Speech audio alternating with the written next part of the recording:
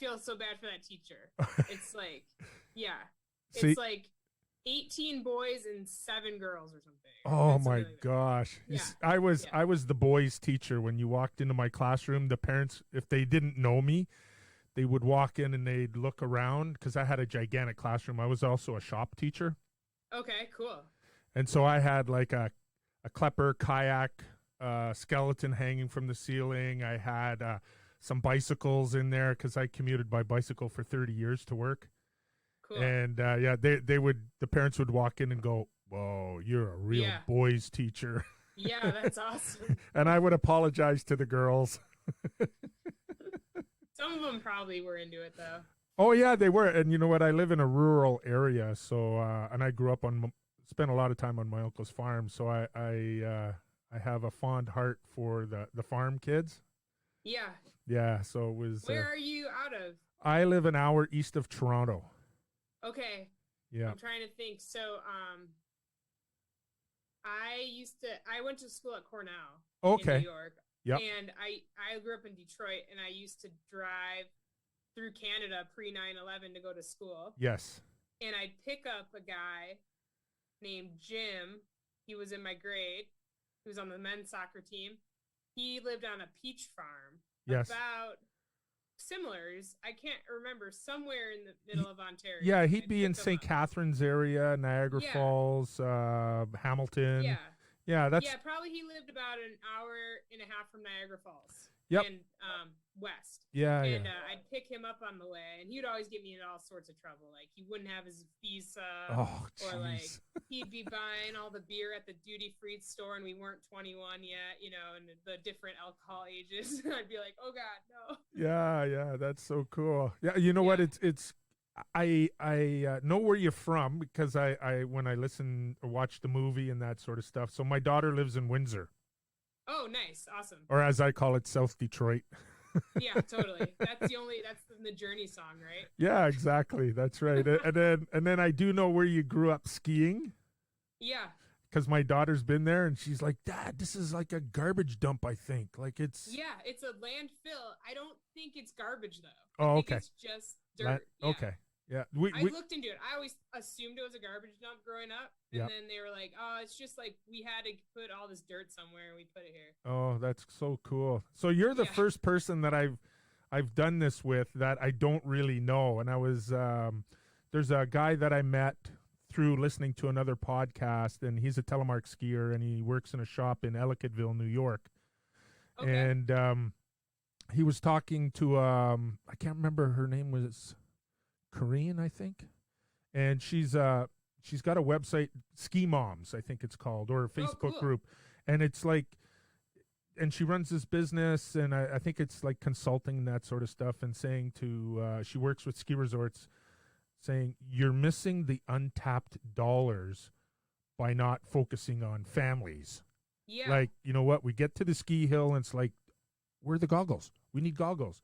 We got to go to the store and buy the fifth pair of goggles, like totally. that sort of thing. Gloves, And I was like, everything. and in my class, even though I was a boys teacher, I always, because I only have daughters, I'm always a huge advocate for women in anything. Yeah. And I was like, you know what? I should see if Megan would want to do this and, get a different perspective. Because you know what? Like, you're super mom, man. I see you out there with your boys, and I'm like, holy cow! It's got to be nuts. Yeah, yeah. And It's a lot of like, stay calm. Just stay calm. Yeah. Yeah. Oh, so yeah, this is so cool. So I know more about you than you know about me, but I started telling like out, people in Detroit, they get tired of skiing the little hills, and you want to do Yeah. something a little more difficult and that sort of stuff. So that's how I got into it. Yeah. Yeah. So and No, it's great for the Midwest. I wish I did it back when I lived there. I just didn't know. I mean, I had the first time I saw it. I don't know if we're starting this interview, but well, I've just been fiddling around with the recording levels and that sort of Yeah. stuff. So I've kind of started it, but Yeah. I haven't. Like I can delete and actually have a formal start, but I can Why don't I just do that? Yeah, okay. Yeah. Okay, so I'll just take a little bit of a break. I don't know what's been up with her. I don't know. The last time I did, or a couple of times, it was updating, but it's still recorded. It just paused there for me. Yeah, I just got a brand new computer. I was like, is this gonna work? No, this thing is amazing. All It'll right. probably only work for 2 years. I know mine's a little Anyway, slowing a little down. So, yeah. anyways, I'll get started here. Okay. Hey, crew, welcome back to the Skippy Report. So, on today's episode, we have Supermom Meghan Kelly. She's a mother of triplet boys, if you can believe that. She works full time. She's a telemark skier, and I only really got to know her through a movie called Our Family, which was a telemark movie, which us telemark skiers have been missing for a while. So welcome to the show, Meghan. Thanks for having me. It's great to be here. Who are you? Yeah. Okay, well, yeah, my name is Meghan Kelly. I am a telemark skier. I live in Lake Tahoe, the South Shore of Lake Tahoe. I have, like Keith said, triplet boys. They just turned 6, so I feel like I'm in the golden years for them. Well, that's what I've heard from other parents. But I'm originally from the Midwest and as close to Canada as you can get, I guess, outside of Detroit. Without living in the real mountains, everyone who lives in the U.S., we kind of envy Canadians a lot. I know we don't say that enough, but we really do envy you guys. You seem to have a little bit more stability than us, but especially snow-wise, get a little bit more snow now. And yeah, I grew up in the Midwest. I went to school out east at Cornell in upstate New York, and I was telling Keith a little bit before this, so that's when I first saw telemark skiing. Thought it was the coolest thing. It was old equipment, smaller mountains. It's just something to make the smaller mountains more entertaining. But I didn't really get into telemark skiing until we had a drought year out here in Lake Tahoe, and people kind of gave up skiing, and I was like, what? I still want to ski every day. I'm going to get into telemark skiing, and I bought a used set of telemark skis, a Rosignol Rip Chicks, and got really into it. Couldn't do anything else after that, and just practiced a lot until I am where I am today, where I feel pretty confident on most types of terrain. Yeah, and like he said, I work full time. I'm a civil engineer, and I work on environmental projects, so stream restoration, stormwater treatment, everything for keeping Lake Tahoe clear and blue. So yeah. That's insane. You being a civil engineer, I think my cousin's husband went to Cornell. That's an Ivy League school, right? It is Ivy League. Yeah, he played basketball for Cornell. I don't know what. Awesome. Yeah, and then he graduated. She was at SMU. They're from Quebec. That's how they met, and then they went over to Europe and played professional basketball in Europe. Wow. Yeah. I was friends with a lot of Canadians at Cornell because I played soccer, and one of my teammates was a soccer/hockey player, so we all kind of hung out with the women's hockey team, and there was a lot of girls from Canada. It was quite a good time. They introduced me to all like the differences between Labatt Blue and Molson.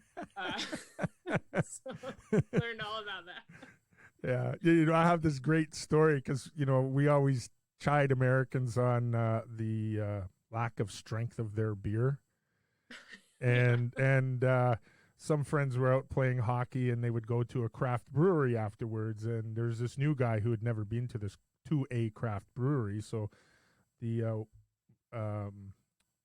waiter was taking their order, and he says, well, I'll have a Coors Light, and they said, well, we don't sell Coors Light here. He goes, well, bring me whatever is close enough. So when the server came back, he gave everybody their beer, and then he handed the guy who was looking for Coors Light a glass of water. Yeah, nice. Perfect. Yeah. So you grew up in Detroit. Yeah. Which part of Detroit? Because there's Well, I mean, I grew like up in the a outskirts. suburb of Detroit. Oh yeah.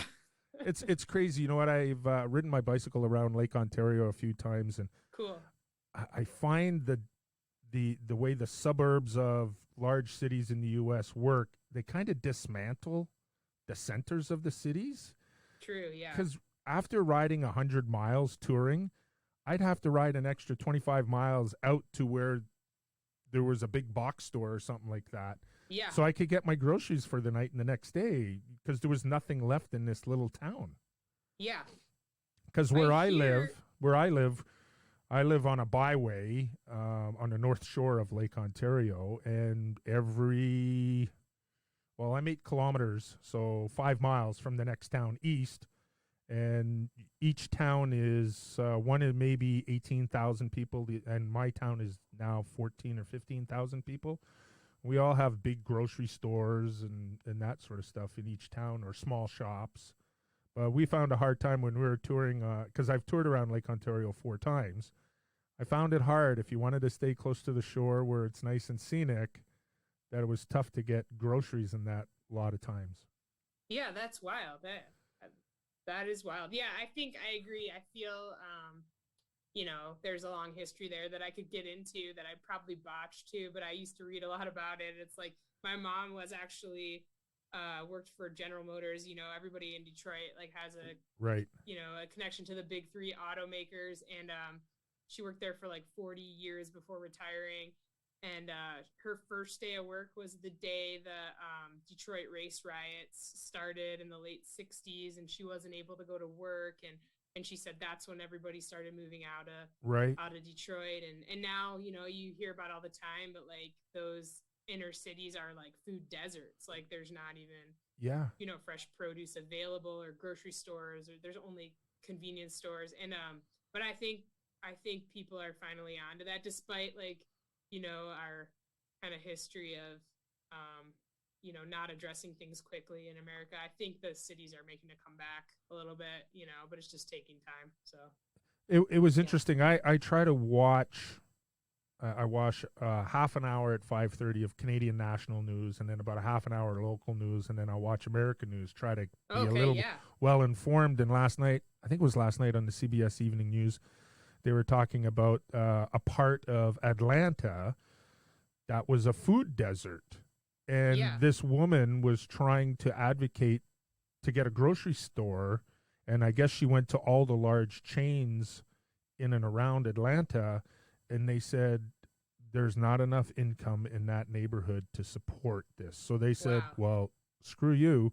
And they started their own local grocery store. Cool. Yeah. And one of the women, the main woman that was being interviewed, she loved it. She walked into it. She goes, there's even a cafe here, a coffee shop. Like, yeah. So awesome. She wanted to be part of it. She started off, she was, I think, a cashier. And now she's like the assistant manager of the store, and that's a great story. Yeah, it was so cool. And there was I can't remember what the event was. I don't know if it was like a Black Lives Matter thing or something. There was some disturbance, and the market got damaged and all that stuff. And then all these people came together and put the place back together. And there's a real sense of community. Yeah, she's really excited about that. Yeah. So and it's very interesting how I have lots of American friends, and we talk about the differences between our 2 countries, and I tell you, oh man, it's up here we don't hear about things about food deserts. Yeah. In cities. Yeah. And in California, where I live on the border of California and Nevada, but in California now, it's like they're addressing it head on. Like I work for a conservation district, so we get in all sorts of things, restoration of streams. We even get into like urban agriculture, right? And like building like greenhouses, public greenhouses, community gardens, things like that. So like one of the grants that we go for sometimes is a California grant to address the existence of food deserts. So like there's people, they're onto it, but it's like, I never even think about, like Detroit's having this whole agriculture rebirth. Yeah. Because there's like, empty mansions that are dilapidated that they're like bulldozing and making farmland in the city because it's actually like quite fertile soil. So like, I don't know, I like to be optimistic. I think that's what you have to be having triplets, right? So I know it's interesting. I live, 4.5 hours east of Detroit. Yeah. But our American feed on our television comes from Detroit because Buffalo has too many infomercials. Oh wow. So Yeah, like I'm nice. right up on all the Detroit stuff. Yeah, so it's pretty interesting. And like even during this strange time that we're in, I have a daughter who lives 45 minutes northeast of me out in the country, and she has 541 acres. And I say that because Wow. she only has an acre, and there's a farmer that has 500 acres around her. He farms like 3,000, 4,000 acres, and she takes care of his buildings and that sort of stuff. So he allows us to snowshoe, cross country Wow. ski, and there's woods in the back of the fields and that sort of stuff. So, she always wanted chickens, so I built her this primo chicken coop, and she's got meat birds, and then she wanted a garden. So me growing up on my uncle's farm, it's like, okay, this is how we have to do the garden. and Awesome. and yeah, she was impressed with potatoes and tomatoes out of our wazoo, and yeah, she's really gotten into it now. She's hatching chicks for other people and selling them. Wow. Yeah, it's she's gotten into a real enterprise there. But it'd be kind of cool, lots of people could, you have a little bit of land, and grow fresh vegetables. We have a small kitchen garden because we pretty much are the caretakers of her garden. She's got the land, Yeah. and we do the rest of the work, and she That's benefits from that. super cool. Yeah. Yeah. So you were talking about, you had a drought in and around Lake Tahoe, or Yeah, a I snow mean, drought. typically now, I mean, the way Lake Tahoe seasons have gone, at least in the last 30, 40 years, is you'll have these boom or bust. So we have this average snowfall of like 450 inches. That's our average snowfall. It's great. Oh, that'd be great. If we got 450 inches every season, we would be in heaven. But what happens is we get 800 inches, and then we only get like 200. Right. And then we get 800, then we get 200. Sometimes we had in the, I think, 4 of 5 years before 2017. So it was like 2012 through 2017. We just had 4 of those years were drought years. And then we had one big year in there. But I think when I first moved here, it was like 06, 05, 06 was one of their biggest years ever. They had maybe 700, 800 inches of snow. The next year was more like a 250 inches of snow. And so people just weren't going skiing. Everybody likes to ski powder. It's like, or at least when the snow is soft and not icy. Right. Believe it or not, I mean, I mean, I don't know what Canadians think about. I don't know who your audience is, but when I thought about skiing in California, when I first learned about it, I just figured it snowed in the morning and all melted by the end of the day or Right. something. I didn't really understand it. But yeah, I mean, we get kind of a lot of snow at once. We get like a 4-day long storm, and then we have like a week of sunny skies. So the snow on it stays good for a couple of days, and then it gets kind of that melt freeze cycle. You get some corn skiing, maybe even in the middle of January. But yeah, I think we had like maybe 5-6 weeks where we weren't just getting any snow. And now that I've lived here longer, I realize that's kind of the norm. But that year we were just not getting snow, and people I couldn't find people to ski with. So I just was like, I'll start telemark skiing. And then it's funny with telemark skiing, like you see another telemark skier, you're like, oh, can I ski with you for a little bit? And then, so then you make all these other friends. And I remember putting like my alpine skis back on, and I had made these telemark friends, and they were like, oh, you're alpine skiing today? And I was like, oh yeah. And I think that was like the last time I alpine ski. I was feeling like kind of shame, Right. like it was a powder day. I was trying to keep up. But then I just got, I practiced a lot. I've kind of like, I always listen to these podcasts with, I'm a big fan of Michaela Schifrin. Yep. And she's a lot younger than me, but she says the thing that makes her a good ski racer is that she loves practicing more than she actually loves racing. Yes. She loves training more than she loves. And that's what I feel about like anything hard or difficult, like telemark skiing. It's like, the more you like practicing and like kind of messing up and not being that good at something, the better you're going to be at it, because you just keep chipping away. Yeah, well, you know what? I always equate telemark skiing to fly fishing. Okay, yeah. There aren't many fly fishers, and you really have to work at your fly fishing skills. Like they say, if you're a telemark skier, you're either a gearhead, a podhead, or a geek. Yeah. and a lot of my friends are engineers, physics teachers, chemistry Yeah, teachers. They're very analytical. Even myself, sure. I can't ski without looking at my shadow. I might in an entire day have one or two runs where I just go and ski, but most of the time, as I'm going down the hill, it's like, oh yeah, do this a little more, do that a little more. Yeah. So I used to be a telemark instructor, and I used to race also. The racing is what made me become a better skier, because that gate is there and you better turn. Yeah, It's a little for safer sure. than running into a tree. True. Because I was just listening to Josh Madsen's podcast this morning, and he's been talking about Midwest skiers and how I think he has an admiration for Midwest skiers because we ski the woods, right? Yeah. We're bashing branches and brush, and I don't know. I've never really skied out in California, or Oregon, or Washington, so when I see the pictures of skiers going through the trees, I was like, dude, there's like lots of room between the trees. Here, Yeah, there's there's not. so much room. Yeah. Yeah. It's totally different. Tree skiing in Lake Tahoe, what do they say about Lake Tahoe? They got there, the white settlers, and they're like, the Sierra has trees so far apart you can just drive a wagon through them. Oh, jeez. So yeah. Yeah. And when you were talking about skiing, like a lot of people, I think here in the East, look at Western skiers, and I'm used to getting in trouble because that's what I did my whole career. I would open my mouth, and it's like, oh, you shouldn't say that. It's like, yeah. But we ski on ice out here. Yeah. And the woman who was on the podcast, she was the woman who her name is Susie. I can't remember her last name, but she was the one who told Craig Dostie that there should be a Telemark magazine.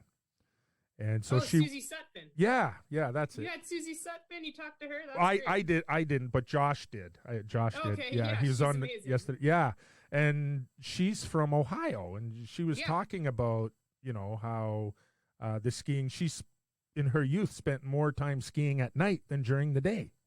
Yeah. That totally. because that's what we do out here. It's like you work all day, you go and put a few runs in at night under the lights and that sort of stuff. So I always think that East Coast skiers are marginally better than West Coast skiers. However, I have seen where you ski, and I was like, if I was skiing with you and what you do sometimes, it'd be like, yeah, homie, don't play that. I'm not doing that.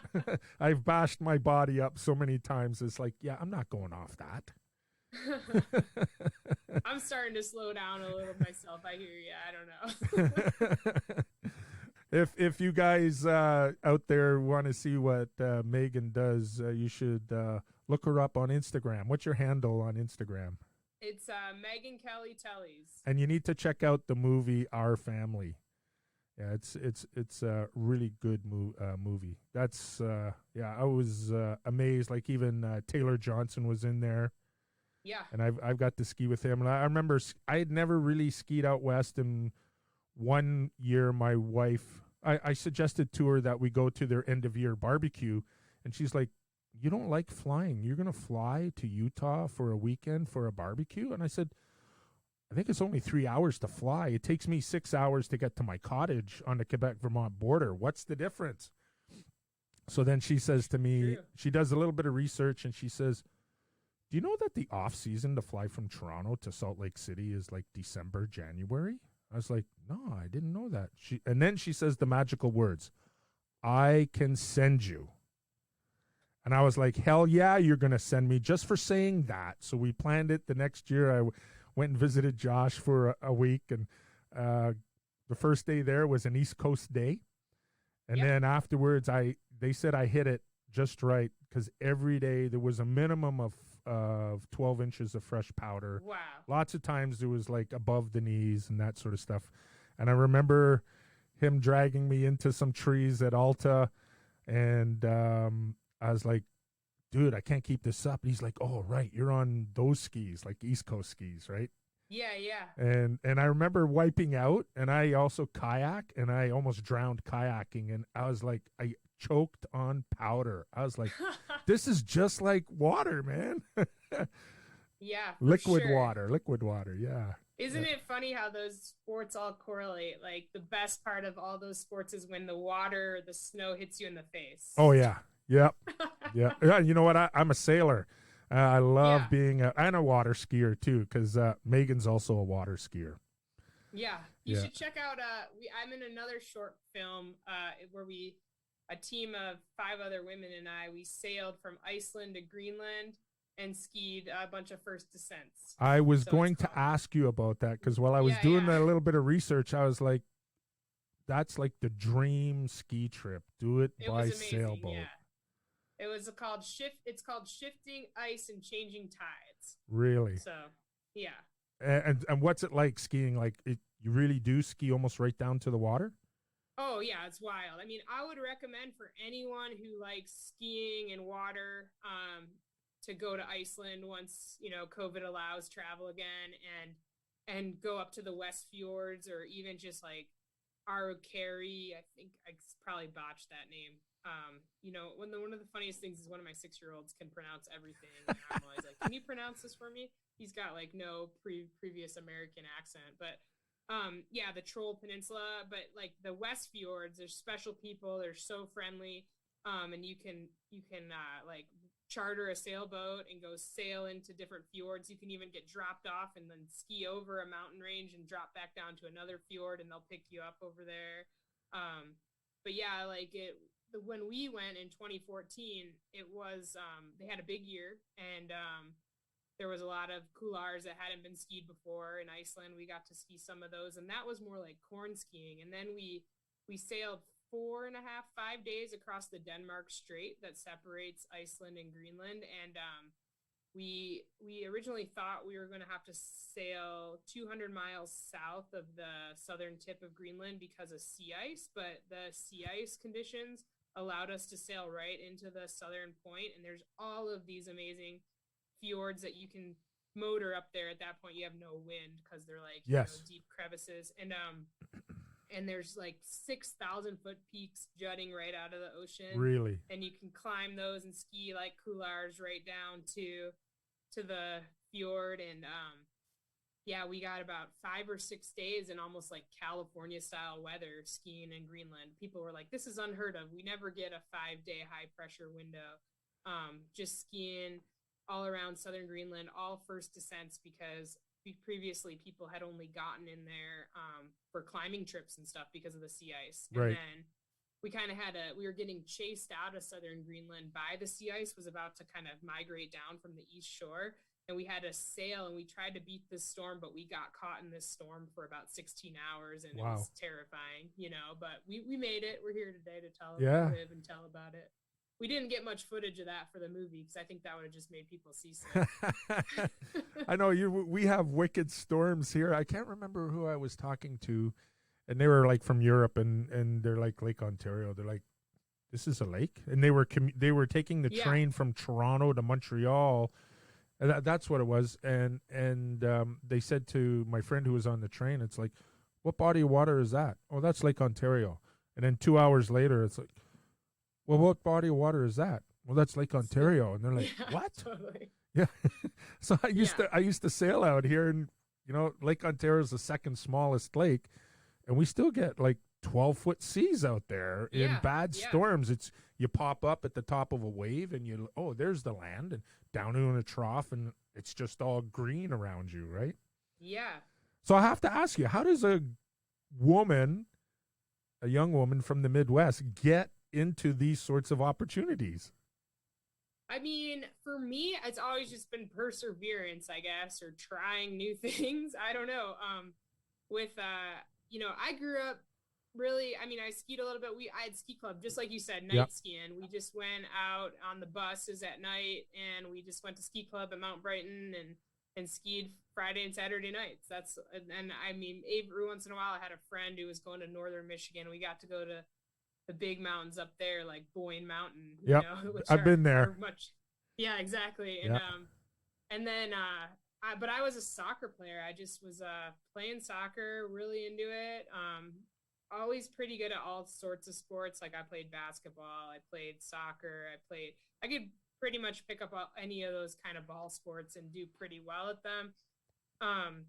and I went to Cornell, the Ivy League school, because I got recruited for soccer. Right. So I played soccer there, and you know, I wanted to get into outdoor sports, but I never had any time. I was so into soccer, and Oh yeah. Well, like like my when my cousin told me what being a basketball player at SMU was like, it's like you're a piece of meat. They own you. yeah, yeah, you just practice 5 hours a day or what have you, and then you've got your school on top of that. But And yeah, I are started you to allowed dabble. to play other sports? Because I played university basketball up here, and they discouraged us from doing things like Yeah, skiing.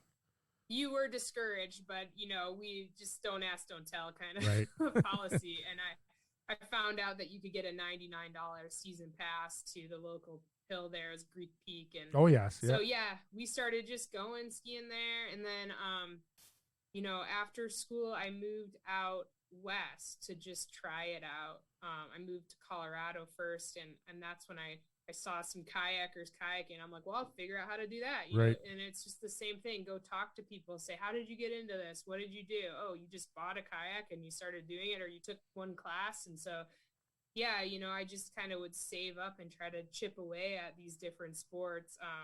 And I was kind of burned out of soccer at the time, but I needed another avenue Right. of something to kind of, you know, have a new identity, I guess, again, because I had always identified as a soccer player. And it's, yeah, it's like, what else can I get into now? So I was trying to chip away. I had always mountain bike growing up. We had some good mountain bike trails in Southeast Michigan. I'd always kind of dabbled in climbing, but more like climbing gyms. Right. But yeah, living out west, it was like, oh, I saw somebody doing something. I went and talked to them, you know, and that's the Midwest friendliness. You can Right. just go up and talk to people and see what's going on. And I always envy people, like you were mentioning, Susie Sutphin, who I ski with still. She's a great telemark skier, and she was one of the original kind of big mountain telemark skiers. And I always thought, oh, could I ever be like her? Could I do every single sport that's outdoor sport? Like, how do you learn how to kayak? How do you learn how to water ski, sail, you know, mountain bike, ski? And then sometimes I look back now and I'm like, oh, I can do most of this stuff. Yeah. You know, there's still stuff I feel like I'm a newbie at. Even now, people are getting into all this other stuff like kite surfing, hydrofoiling. You Right. know, I'm like, okay, I don't know. Yeah. When does it end? But I think that's cool. Like all those sports are lifelong sports that you can keep doing and then keep it interesting. You know. Well, I always think it's good that people think that they're still kind of newbies or whatever, because my wife keeps telling me, she goes, "You're not an intermediate skier." I said, "Yeah, I'm an intermediate skier because there's some stuff that I'm not good at. I just, Yeah. you know, I'm 6'6", 275 pounds, and me and moguls, no." Not even those ultra moguls. I always felt like those ultra moguls are like, oh, those are the moguls. Well, you know what? Skiers. I consider my home mountain Jay Peak in Vermont because it's less than That's an a hour cool from the mountain. cottage. And you know what? Their moguls I can handle because they're the size of Volkswagen Beetles. Like we were there one Easter and we got a foot of fresh snow every day. And every day these gigantic moguls built up. And I was able to ski those. But anything else? Yeah. No. And I have a friend who's he's a moguls coach. And you know, and he coaches alpine skiers, but he's a telemark skier, and he does everything on his tele gear. And I watch him just kind of dance, and I'm like, yeah, yeah, I'm not going to do that. I'll go in, survive, you know, do that sort of stuff. But yeah, but I think the humility thing is, like you said, Midwest, which is like Canadian too, I think, Yeah. because a lot of Midwesterners. Now, how far do they consider the Midwest? Is Minnesota Midwest? Yeah, I think they consider that the Midwest too. Yeah. Okay, because you see, we don't have all those different regions like we have up here in Canada, like you guys have. Because like our west is Calgary, you know, and then we have the prairies. I guess that would be like your west. We call them the prairies. We don't have a Midwest. Yeah, totally. Yeah. Yeah. I was going to ask you about being a mom of triplet boys who are highly active with your active life also. Like, it's got to be a zoo. Yeah, it can be. You know, I was just kind of griping a little bit, like, oh, we just got back from a week-long trip. We went to California coast, and it was great. We're tired, but I don't know what's been going on with the snow. I mean, we're still skiing here. It's spring skiing in Tahoe. And I was like, I don't know if I'm even a skier anymore. I'm gonna go do this podcast about skiing, but I don't even know, And I mean, I've missed like what 1 week, and Right.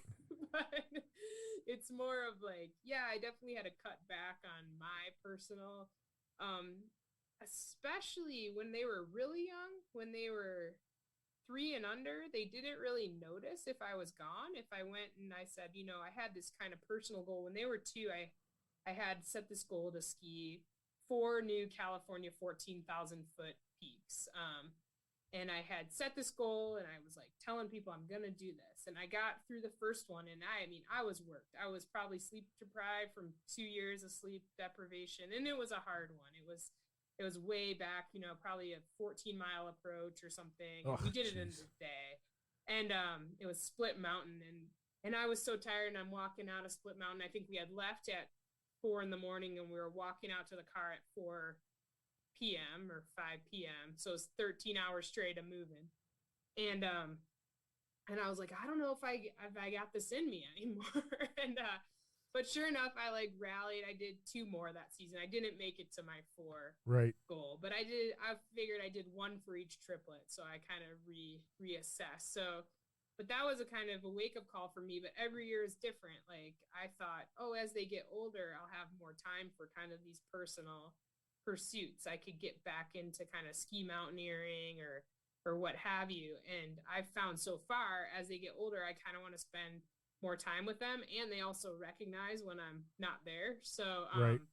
like this year, I feel like I spent a lot of time skiing with them, but I had a blast doing it. So I didn't get to ski as much rowdy terrain or get any new backcountry pursuits, but I still had a lot of great days out there. And I also felt like this was kind of a weird, ominous season in the Western US. Like there was a lot of avalanches and kind of spooky snowpacks. So just dialing it back, realizing like I'm a mom, I have a lot of life to live, and I have a lot of people I want to be around. So Right.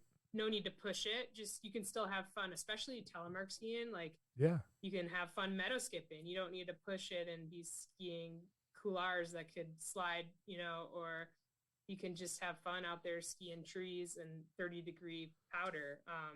So I did a lot of that this year, just like that quick. It's all about where you live. That's the one good thing about Lake Tahoe. I can drive 5 minutes and go do a 2-hour backcountry loop where I get some good skiing in. And I can still then ski 4 hours with the kids, Right. And so we do a lot of like early morning. I'll go out early and I'll still be back by 9. And then we'll go to the ski resort with the family or Right. something like that. So it's been, yeah, it's good. It's a nice place to raise kids and be a mom, but like your focus, I find, shifts, and it wasn't like I thought it would be. I thought, oh, I'll just want to be around them when they're babies, and then I'll have more time. But like now it's like there's all this other stuff that comes up with having a kid. Like one of them broke their leg this year. That was, or like they're into hockey now. They play hockey. Yeah, can I get any more? Like I'm a wannabe Canadian. I got my kids playing hockey. I remember seeing the one picture. I think it was they were old men at school or something like that. Oh yeah, yeah. I made the comment about the Hanson brothers. They just need the tape totally. on.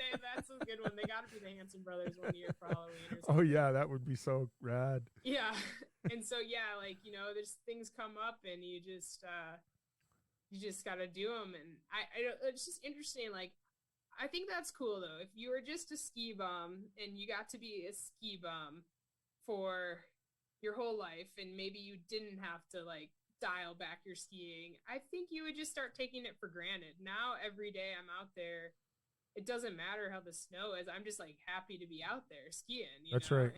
So I just find it like gives you this sense of appreciation when your time is limited, no matter what the conditions are.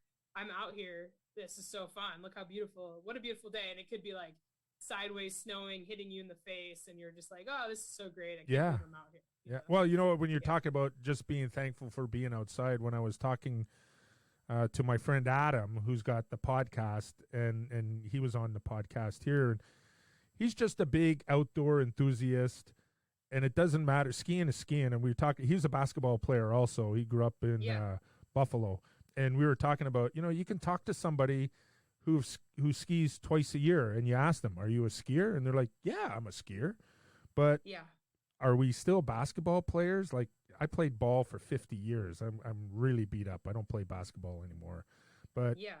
am I still a basketball player? Well, to me, I am. But, he said he doesn't really identify as a basketball player. He's a skier.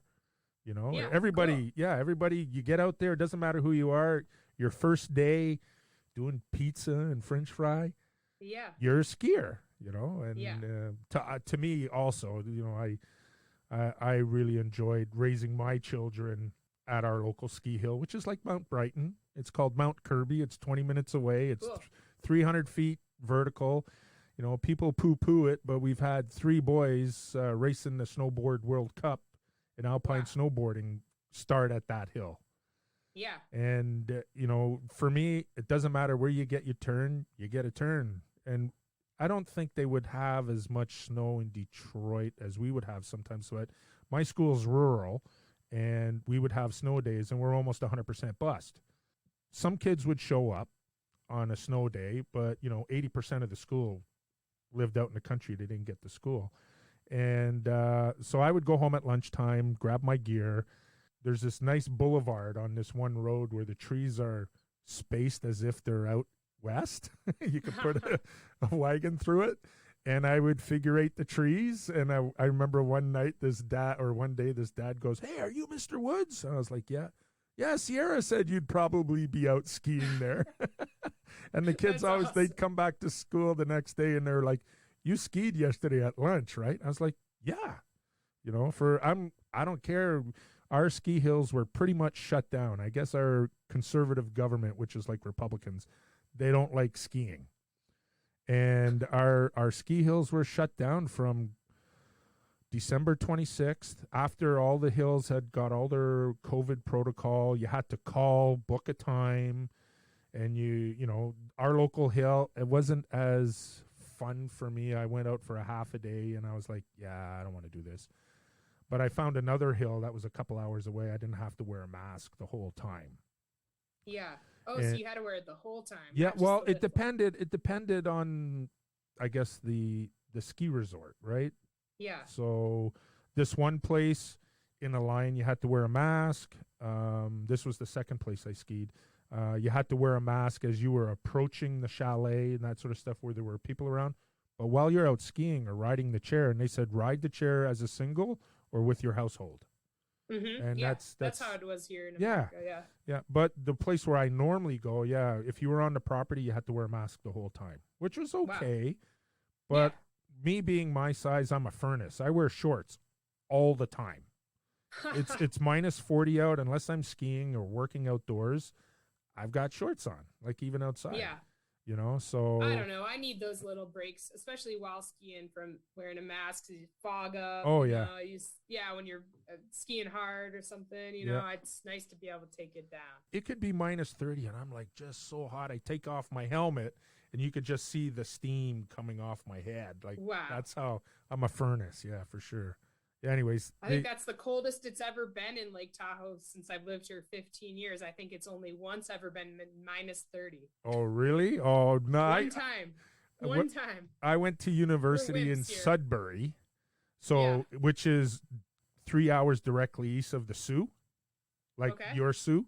And there were 2 days. I think it was third year university. It got to minus 70 with the wind chill. What? Wow. Yeah, that is cold. That's Celsius, though. And Fahrenheit. They're the same. They're the same after like negative 38 or something. Or 38. Yeah. Okay, yeah, that's what I was wondering. Okay. Yeah, it's crazy. Now, have you skied out in the Canadian West? You said you skied in the American West. No. The furthest west I've skied was Mount Baker on the 1st of August. Okay. And I had tried surfing the day before in Tofino. Oh, nice. You're doing the dream, living the dream there. Yeah. You know what? I'm lucky. I lived the dream most of my life. I have a very supportive wife. But we went out to Vancouver Island for a family wedding and reunion on her side of the family. And I said, well, if we're going out there, I want to ski Mount Baker. Yeah. So I got to ski Mount Baker, and we took the girls surfing in Tofino. So that was a Cool. fun time. But my wife and I are supposed to be finishing our gigantic trip. We were supposed to take off mid-February, go to Chicago, take Route 66 to New Mexico and Arizona, and I have friends all the way to the Canadian border. So we were going to hit all of those states on the Cool. American Rockies, and then maybe go out to the Cascades in Oregon.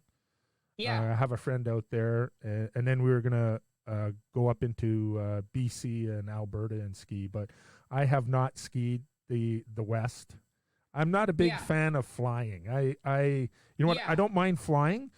I hate airport experiences, and I think maybe that was because of after 30 years of teaching, Yeah. being around too many people. Yeah.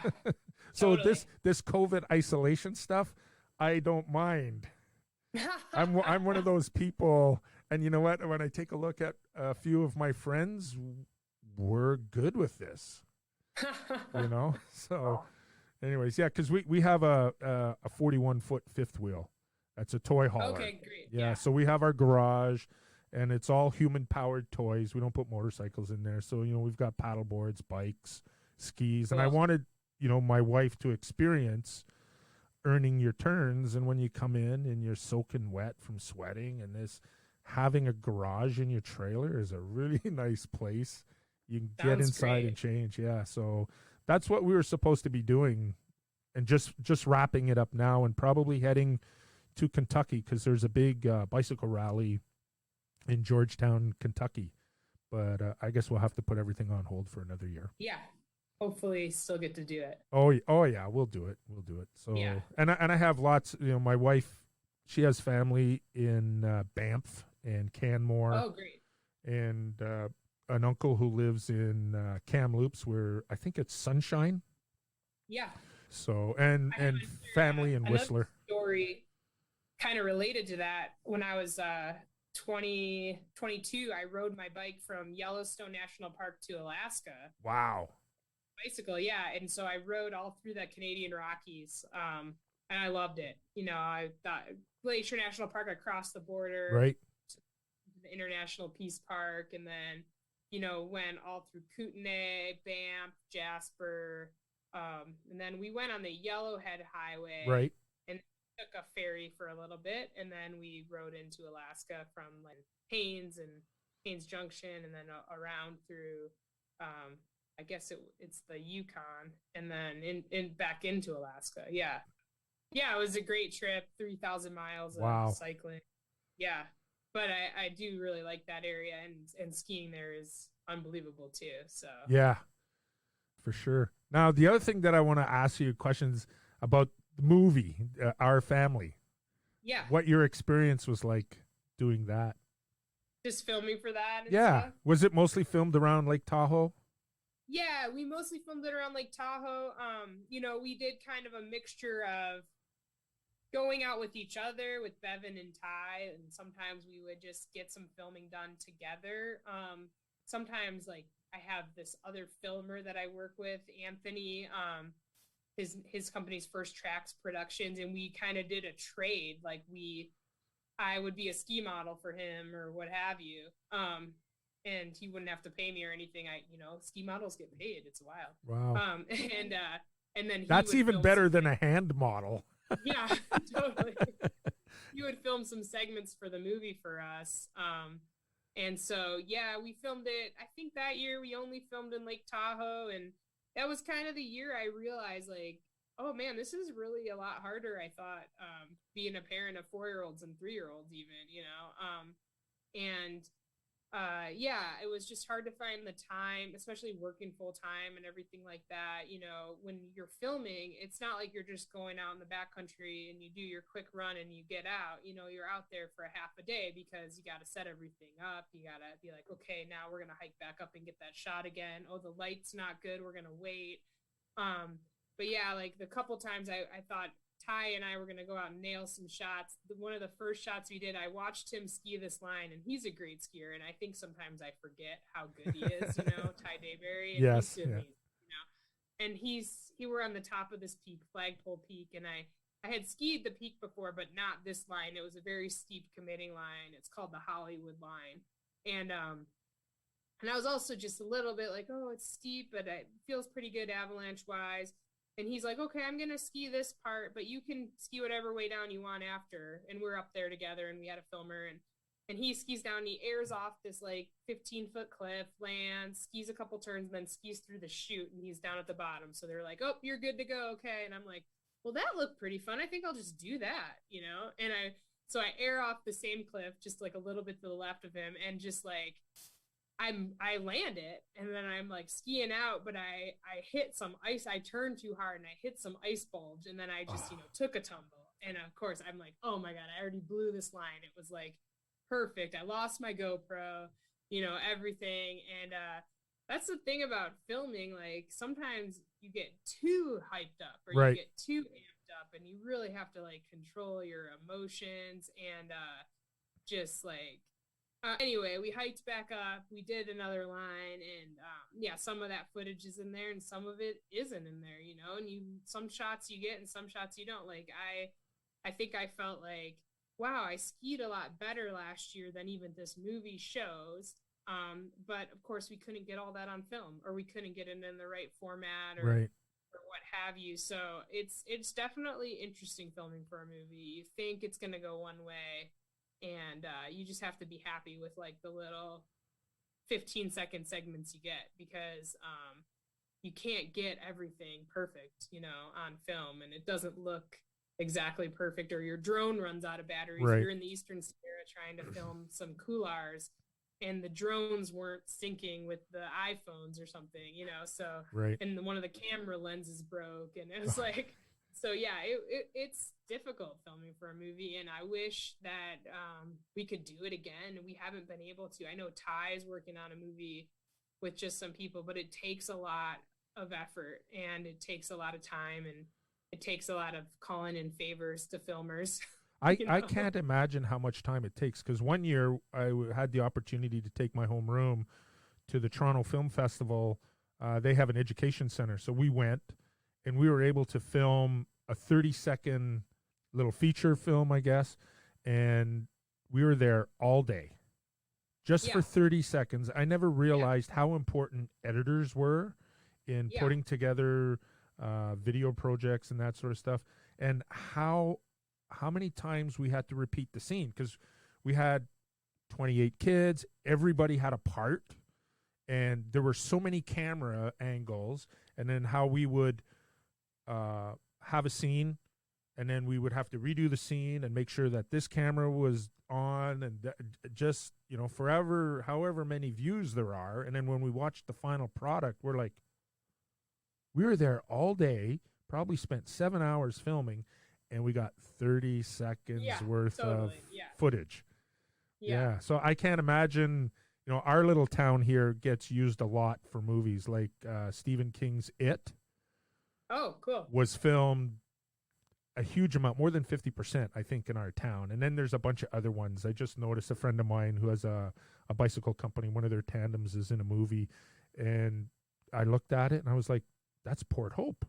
There's a majority of the movie in it. And I've had some friends who have been extras in these films and stuff, and they don't appear in anything, it's amazing how much gets shot and then doesn't get used. Yeah, totally. Agreed. Yeah, I had an experience before this movie filming for the all-women ski movie Pretty Faces that Lindsay Dyer made. Right. And I think I had one shot in that movie, but I had spent with them maybe 4 weeks filming. Wow. Before I had kids. Yeah. 3 weeks up in Alaska, and 1 week in Lake Tahoe. But it's like, what they choose, and I had a great experience filming for our family. It's really nice working with those guys, and I think they were just like amazed. I know Ty. I've known Ty for a long time, like way before I had kids. But with Bevan, I think because he's a little bit younger than us, he's just like amazed that you could be 40 years old and still shredding, and have 3 kids. He was like, wait, what? oh, you're gonna try to do a backflip? Wait, aren't you 40? You know, like, so there would be like, yeah, just funny moments like that where, you know, you're with a 25-year-old and he's just like, he couldn't believe it, you know, Yeah. or there's sometimes where they'd be like, oh, do you want to ski that? And you'd be like, nope. Because there's times like, I definitely think like in my years of skiing big mountains and competing and stuff like that, you can look at consequence and decide which consequence is worth it, you know, Yeah. and there's certain consequences that I don't have tolerance for anymore, you know. You know what? Certain... I was one of those kids. My children would ask my mom, you know, go Nana, and she knew what was coming. And there's like, yeah, no, your dad was not a normal child. He, you know, I would always stand back. I was the quiet observer and go, yeah, I can see this happening. Yeah, I'm not going to do that.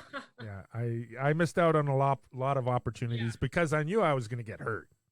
Yeah. You know, so Yeah, it's interesting like translating that to parenting because as a parent, your first instinct is to just tell your kids to be careful, you know? yep, I think, or like, are they assessing the risk? But now, like as a skier, I try to go into things like that they're doing, like either climbing rocks or what have you, to be like, hey, just remember to look around and think about what could go wrong or right, what are the dangers here, and then make sure you're like doing everything you can to mitigate for that, or deciding if there's a better way to go or what have you. So yeah, I feel like I just went through that with them. We were scrambling around some rocks, and I looked over one. It was a total. The kid would have fallen like 30 feet, and I was like, well, I guess he made it. So, yeah. you know. I remember But yeah, yelling at my youngest daughter, who was more of the daredevil, and she's walking along our 6.5 foot high fences, and I was like, I yelled at her, dude, we're supposed to be going to the cottage in like 2 hours. Get off the fence. Because I could just see, you know, her falling and have to go to the yeah, hospital, get a broken arm fixed or something like that, you know. So yeah, it's yeah. crazy. It's inevitable, though. I feel like it's inevitable. Uh, it's now your husband. Is he the anchor of the house? Because when you said about living the dream, I heard a little bit of a comment in there. I didn't know if he's the grounded one or is he? Yeah, he's definitely the grounded one. Yes, he's actually a teacher too. Oh yeah, He's a history teacher, and yeah, he definitely is like, oh gosh, what are you up to now? What are you scheming here? right. But yeah, he's definitely, it helps to have him. He knows how much I love skiing or being outside, so he's like, go get done what you need to get done, or oh, it's gonna snow tomorrow. Do you want to get up early and go out so you can get your skiing in? And yeah, he was really supportive of all that kind of stuff. So yeah, he's great. Yeah, That's awesome. That's awesome. yeah, And I would imagine it's quite a team effort raising your boys. for sure. We're like, it's an amazing how much our teamwork has improved in general. Like especially getting them ready for skiing or getting them ready for hockey. It's like we have it down to a science. We're like a finely oiled machine, you know. Nice. And that all started. It was like that's the crazy thing about having kids. It's like every stage prepares you for the next stage. Like I think it would be hard to go into being like a parent of a 17-year-old from like not Right. having kids, but like the way that like the growing up is structured, like you've got especially with triplets, you know, you're like first we're trying to just feed them all and change all their diapers. So that's enabling us to like get used to this kind of like I call it what's that what does the auto industry use? Mass production. Right. It's Yep. like mass production. So you know you're just Well, on an assembly line. there's a great Yeah. photo of the boys sitting in their kind of table high chair when they're Yeah. toddlers, and I can imagine. Yeah, you sit here, Yeah. and you just put their food out and at one Yeah. big structure that they're sitting in. Yeah, so you're just going through, you know, just check, check, check, always counting to three. And yeah, so it's just always prepared us. And I think our teamwork skills have really improved. We know each other's strengths and weaknesses now to a T, you know, so it's like, oh, okay, yeah. And it's always been that way. Even when we found out we were having triplets, in the ultrasound, he was almost like having a meltdown. And Right. I was like, well, he's having a meltdown, so I got to stay calm. And so it's like, we do that. I mean, sometimes it's I'm the one who's having what are we gonna do? Oh my gosh, this happened. And he's like, oh, we'll just do it's fine, we'll just do this. So it's a good partnership. Yeah, I was always the more volatile person in our, and I have the voice from being a phys ed teacher. I always have this one story because I was always the disciplinarian too. Yeah. Because Sean would be working, I'm off all summer long, and I have stories where my girls broke something on my bike that I couldn't get repaired, and it was very costly. And I raised my voice, and their friends all ran away. And then another time at the ski hill, my eldest wasn't talking very nicely to me, and I raised my voice, and all my friends ran away. And that was right at the base of the hill, and like everybody at the chalet stopped and looked. And I didn't care. So my girls, they learned there are certain things that don't push dad, but it works out in the end because my youngest, when she went to college on the first Friday night, what do most kids do? They go out and party. No, not her. She's at home working on a project that's due in a month. Get it all done and then go out and play. That's how we operated. Yeah. Yeah. For sure. So, and my girls, they're almost twins. They're 16 months apart. Wow. So, it's like get in diapers, stay in diapers. I always tell people that. Don't wait 4, 5, or 6 years, to I thought it was a lot easier just to be in the diapers and stay in diapers. Yeah. So cool. I don't know any different, Exactly. Yeah. Anyway, so I guess we'll wrap this up. I don't want to take any more of your time because it's definitely precious. Yeah, thank you. No, it was awesome talking to you. It's always good catching up, and when you're in the West Coast, when you're in Lake Tahoe on your big trip, come visit. Yeah, I was going to ask you, because you ski with a woman called Sarah on Instagram, I think Sarah BC or something like that. Because I've seen, and so because I've always wanted to go and ski. I think it's Crater Lake or something like that. Oh yeah. Is that far from you? It is probably north about 7 hours. Oh, okay. 7 hours north of us, Crater Lake. Like in Oregon. Yeah. Oh, okay. It's in Oregon. Okay. Yeah. Yeah, it's a great place to ski. There's some good backcountry. I think I skied there. The one time I skied there, it was like in April. And great place to ski. There's so many so much good volcano skiing. Really?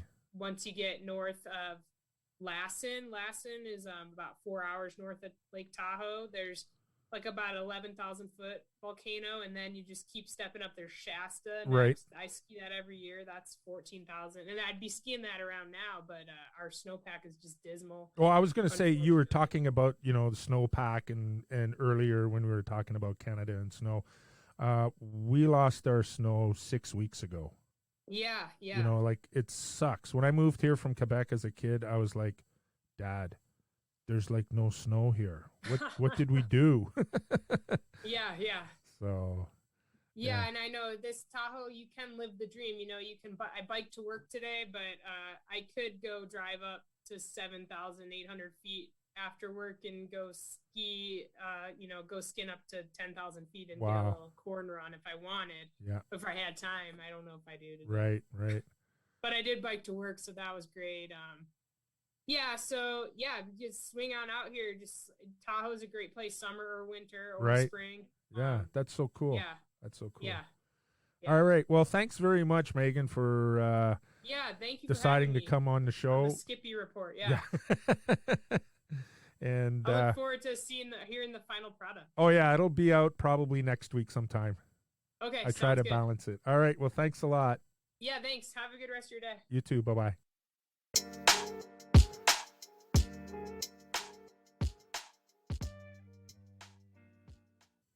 Again, a huge thank you to Meghan Kelly for sitting down with me here at the Skippy Report.